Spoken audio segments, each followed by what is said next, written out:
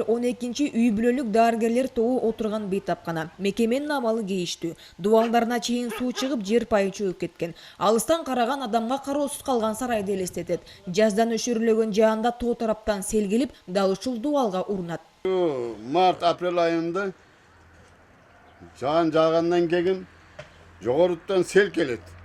Сел келип муну жерге 1 метр аны дерезелерге чейин, айнектерге чейин топтолот.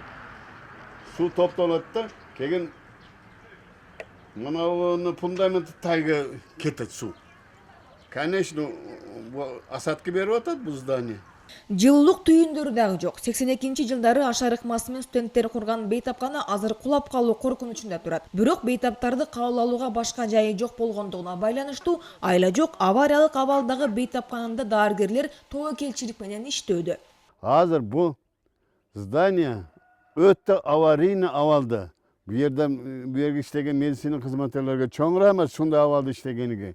Бул медиктерди өтө тез абалда бу жерден көчүрүш керек. Любой күндөрдүн любой күнүндө басып калышы мүмкүн бул здание. Полдору тешилген, чатырынан суу тамат, челек тосуп толгондо кезектешип төгүп турушат. Жыртык тешиктен чыккан жит адамды ренжитип башты оорутат. Кайрылган бейтапты жакшылап кабыл алууга жөнөкөй дагы шарт жок. Өзгөчө Кырдаалдар министрлиги бейтапканада калкты кабыл алууга кооптуу, жабылсын деген бүтүм чыгарып берген. Жетекчилик кайрылуу катын көтөрүп алып, какпаган эшиги калган эмес. Эске алабыз дегенден башка жарытылуу жооп дагы, жардам дагы жок. Мирлан Бакирович муну нөлдөн баштайбыз деп атат. Нөлдөн башташ керек деп атат. Мен аракет кылып көрөйүн деп атат. Мунун бар жок немелерин бизге жөнөткүлө деп атат. Ошону биз документтерин кылып бар жогун жөнөтөбүз. Мурунку илгерки сызган проект бар эле, ошо проектти неметип көрөйлүчү, карап көрөлү мурунку главврачтан. Ошо проектти алгыла деди го, ошо проект менен жөнөтсөңөр, анан кийин айыл өкмөткө азыр неме берип атат. Мирлан Бакирович, сиз барсаңыз мартта неме менен азыркы проекттер бар, мен ошол жактан арабтар менен сүйлөшүп көрөйүн деп атат. Мындан мурунку канча жылдык мурун он жерде немебиз бар, азыр тартып кетесиңер го, больницабыз бар. Ошонун ордуна эле салып берсекпи деп ойлонуштуруп атат. Бейтапкананын ичи тышы менен таанышып чыккан эл өкүлү Мирлан Бакиров каржы булактарынын жолдорун издөөгө ишендирди. Эл аралык уюмдарга, фондторго кайрылып, бейтапкананын таптакыр түрттүрүп салып, жаңыдан салуу керектигине токтолду.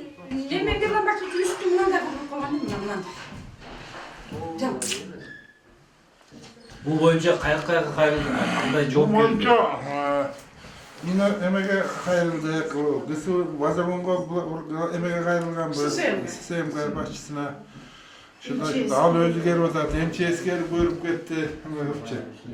Даже мен буларды чыгардып кеткен, быйыл кышта берден чыгардылар, болбойт деп МЧСтен келип. Заключение бар, да? Заключение бар, жазып чыгардылар деп, башка жака чыгарылма деп, башка жактан здание жок. Кайтып жердеп деп, быйыл кышта Кудайга шүгүр жакшы болду. Бунун үстү мындай болуп, жапак жабылып турганда өкмөт дубал түртүп жабып койгондо, муну басканда дубал түртөт. Бул жерде нөлдөн кылбаса болбойт экен? Нөлдөн. Канча примерно мындай смета? 5-6-7. 2 ГСУда бу жерде азыр 11-12. 6-7 миллион кетет да, 6-7. Мен быйылкы Минздравдын капиталовканиясы, по-моему, бекиди. Быйыл мен бир гана мен успетип калдым. Этеректикин. ФАПтын ремонт, капитальный ремонт. Муну мен азыр биринчи жолу көрүп атам, чынын айтсам. Бирок тезирээк жардам берсеңер, аракет кылып көрөйүн.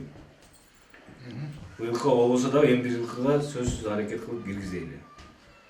Ана башка фонддор менен да иштешип көрөйлү. Баягы араб фонддор бар эмес.